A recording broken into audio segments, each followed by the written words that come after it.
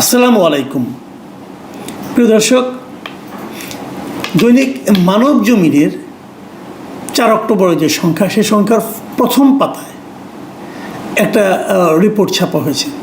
রিপোর্টের শিরোনাম হলো প্রফেসর ইউনূস নিজের রেকর্ড নিজেই ভাঙলেন। এটা দেখে আমি একটু আমার কাছে খুব ইন্টারেস্ট ফিল করেছি আমি, যে কী লেখা হয়েছে, কি নিজের কোন রেকর্ড উনি ভাঙলেন। তো পড়তে যেয়ে দেখলাম যে উনি আগের বার যখন জাতিসংঘ সাধারণ পরিষদে গত বছর যখন ভাষণ দিতে গিয়েছিলেন, সেবার তিনি কতজন নিয়ে গিয়েছিলেন, কতজন নিয়ে যেতে চেয়েছিলেন, এবার কতজন নিয়ে গেলেন, এই সংক্রান্ত এই সংখ্যা বিষয়ক রেকর্ডটা উনি ভেঙেছেন বলে এই রিপোর্টটায় লেখা হয়েছে। তো আমার রিপোর্টে কে লিখেছেন? তো শুরুতে কিছু লেখাটাকে নেই, শেষে দেখলাম লেখা মচৌ জিনিসটা কি আমি ধারণা করি এটা এই পত্রিকা যিনি সম্পাদক মিস্টার মতিউর রহমান চৌধুরী, উনি হবেন হয়তোবা, কারণ এভাবে সাধারণত রিপোর্ট ছাপা হয় না। শুরুতে নাম লেখা থাকে, অথবা স্টাফ রিপোর্টার থাকে, অথবা কিছু একটা থাকে, শেষে আবার চৌ লেখা। তার মানে আমি ধরে নিচ্ছি এটা মতিউর রহমান চৌধুরীর লেখা। যদি না হয়ে থাকে আমাকে ক্ষমা করবেন। তো তারপরেও আমি এই রিপোর্টটার সম্পর্কে একটু কথা বলতে চাই। এই রিপোর্টে কি আছে বলা হয়েছে যে গতবার উনি প্রথমে বলেছিলেন যে 8 জন নিয়ে যাবেন, পরে গিয়েছিলেন 57 জনকে নিয়ে। এবার উনার আগের রেকর্ডটা ভেঙে 104 জনকে নিয়ে গেছেন, এবং এই 104 জনের মধ্যে কারা কারা ছিলেন সেই ব্যাপারে উনি ডিটেল এই রিপোর্টে লেখা হয়েছে। এটা আমি ডিটেলে গেলাম না এই কারণে যে আমি নিজেও এটা নিয়ে রিপোর্ট করি, আমি নিজেও এখানে একটা কন্টেন্ট করেছি, এবং সেখানে আমি ব্রেকআপ দিয়েছি যে কোন ক্যাটাগরিতে কে কে গিয়েছেন, নামটামও বলেছি, কাজে ওটা নিয়ে আমি আর যাচ্ছি না। এবং কিভাবে ওখানে বিএনপির পক্ষ থেকে তারেক রহমানকে আমন্ত্রণ জানানো হয়েছিল, তিনি যেতে চাননি, তখন একজনকে নেওয়া হয়েছিল, পরে আবার শেষ মুহূর্তে পররাষ্ট্র উপদেষ্টা কীভাবে পুরো একটা ভজগোটা পাকালো, উনি 2 জনের নাম বলেন বিএনপির, এবং 2 জনের নাম দেখে অন্য 2 দল আপত্তি করলে তাহলে আমাদের 2 জন নয় কেন, তখন তাদেরও 2 জন করে নেওয়া হলে, এই সমস্ত ইত্যাকার সমস্ত কাহিনী ওইখানে আসছে। কিন্তু এগুলো আমার কাছে মনে হয়েছে যে যদিও আর্টিকেলটার শিরোনাম যেটা ছিল তার সঙ্গে এই বিষয়গুলো কিন্তু মিলে যায়, কিন্তু এই রিপোর্টের শেষ দিকে এসে যে কথাগুলি বলা হয়েছে সেটা হলো কিছু দুর্নীতির কথা বলা হয়েছে। এবং আমার যেটা মনে হয়েছে, এই রিপোর্টটা যদিও শিরোনামে যাই থাকুক না কেন, এই যে দুর্নীতির যে বিষয়গুলো, এই বিষয়গুলি আসলে এখানে সবচেয়ে গুরুত্বপূর্ণ। এই রিপোর্টের শেষ দিকে কিন্তু উনি বলেছেন যে এতগুলি লোককে নিয়ে, শেষ দিকে না আগের দিকে বলেছেন এতগুলি লোককে নিয়ে গিয়েছে, তারপরে নিউ ইয়র্কে বিক্ষোভ হয়েছে, ডিম বৃষ্টি হয়েছে, সেগুলিও উল্লেখ করেছেন। কিন্তু এগুলো উল্লেখ করার পরেও আমার কাছে মনে হয়েছে শেষের দিকে যে কথাগুলি বলা হয়েছে দুর্নীতি নিয়ে, সেগুলি মূল বিষয়। আমি ওই দুর্নীতির পার্টটুকু আপনার সঙ্গে একটু শেয়ার করতে চাই। যেমন আমি বরং পড়েই শোনাই। উনি এক জায়গায় লিখেছেন শেষ দিকে এসে যে প্রফেসর ইউনূস হয়তো জানেন না আজকাল আলোচনার টেবিলে রাষ্ট্রীয় অতিথি ভবনের নামও যুক্ত হচ্ছে। চায়ের টেবিলে বিভিন্ন জনের, বিভিন্ন সংশ্লিষ্ট বিভিন্ন ব্যক্তিবর্গের আলোচনায় রাষ্ট্রীয় অতিথি ভবন যমুনার নাম নেওয়া হচ্ছে। কী প্রসঙ্গে নেওয়া হচ্ছে সেটা উনি আরেকটু ডিটেল করেছেন। উনি লিখেছেন, অতি সম্প্রতি একটি সরকারি সংস্থার শীর্ষ পদে নিয়োগ দানের জন্য 80 কোটি টাকার দাম উঠেছে। এই জায়গাটুকু আপনারা প্লিজ খেয়াল করবেন। একটা শীর্ষ পদে নিয়োগের জন্য 80 কোটি টাকা দাম উঠেছে। বলা হয়েছে এই নিয়োগ সম্পন্ন হলে একটি বিশেষ স্থানে যাবে 40 কোটি, বাকি 40 কোটি পাবে তৃতীয় পক্ষ। আর যাকে নিয়োগ দেওয়া হবে তার কিছুই করতে হবে না, শুধু বাণিজ্যের কারসাজিতে সায় দিয়ে যাবেন বিনা দ্বিধায়। প্রশাসনিক ক্যাডারের ওই শীর্ষ কর্মকর্তা শেষ পর্যন্ত এই প্রস্তাবে রাজি হননি আখেরের কথা ভেবে। পরবর্তী সময় যখন আসবে, সরকার পরিবর্তন হবে, তখন কি হবে এই কথা ভেবে উনি রাজি হননি। কত কোটি টাকা? 80 কোটি টাকা।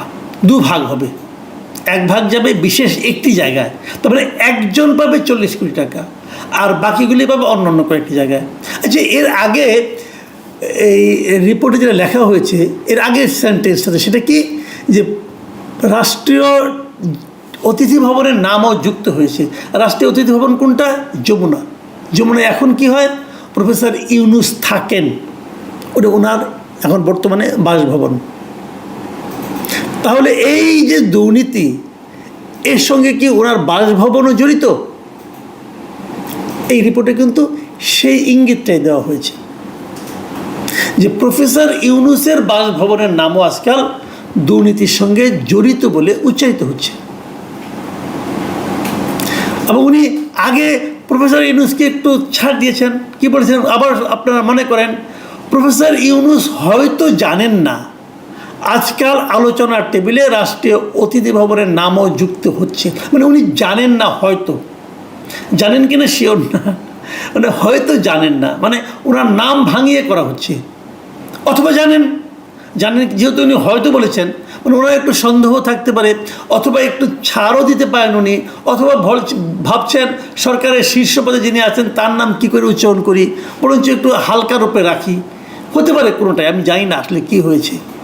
কিন্তু এই যে রিপোর্টটা, এই যে কথাগুলো, যে একটা পদে নিয়োগ দেওয়া হবে, 80 কোটি টাকা কন্ট্রাক্ট, 40 কোটি টাকা এক জায়গায় যাবে, আরও 40 কোটি টাকা আরেক জায়গায় যাবে, উনি রাজি হননি। যদি রাজি হতেন তাহলে 80 কোটি টাকা খরচ করে যিনি রাজি হতেন তিনি কত এখান থেকে ইনকাম করতেন? এবং এই যে ইনকামটা করতেন, কেন করতেন? কিছু অনৈতিক সুযোগ সুবিধা দেওয়ার মাধ্যমে। এই অনৈতিক সুযোগ সুবিধাগুলো দেওয়ার মাধ্যমে আলটিমেটলি কার ক্ষতি হতো? কার? এদেশের জনগণের। এদেশের জনগণের ভাগ্য নিয়ে ইনারা ছিনিমিনি খেলছেন। এদেশের জনগণের ভাগ্যকে যাদেরকে আমরা দায়িত্বে বসিয়েছি ওনারা নিলামে তুলছেন। কি বলবেন? এই সরকারকে এই মচৌর লেখা এই রিপোর্টকে অস্বীকার করবেন, প্রতিবাদ করবেন? অত সহজ হবে না। মচৌ বলতে আমি যদি মতিউর রহমান চৌধুরীকে বুঝিয়ে থাকি, এবং যদি উনি সেটা হয়ে থাকেন, উনি এত কাঁচা কাজ করার লোক না রে ভাই। যখন লিখেছেন তথ্য প্রমাণ নিয়েই লিখেছেন। আমি কিন্তু যে যাই বলুক, আমি এই রিপোর্টকে কিন্তু আমি ভরসা করছি, কারণ ওনাকে আমি চিনি। কাজেই এই রিপোর্টটা আমি ভরসা করছি। ঘটনা এরকম ঘটেছে, একটা আলোচনায় এসেছে, তাও আসতো না যদি এখানে যমুনার কথা উচ্চারিত না হতো। এরকম ঘটনা অনেক ঘটছে, এরই মধ্যে ঘটছে। মানে একটা গণ আন্দোলন, সেই গণ আন্দোলনের সুফল ভোগকারী যারা সাধারণ মানুষের হওয়ার কথা ছিল, সে সাধারণ মানুষ না, এখন কয়েকজন মানুষ এই সুফল ভোগ করছেন। আমি বাংলাদেশের আইন প্রয়োগকারী সংস্থাকে বলবো, এই সরকারের তো একদিন বিদায় হবেন।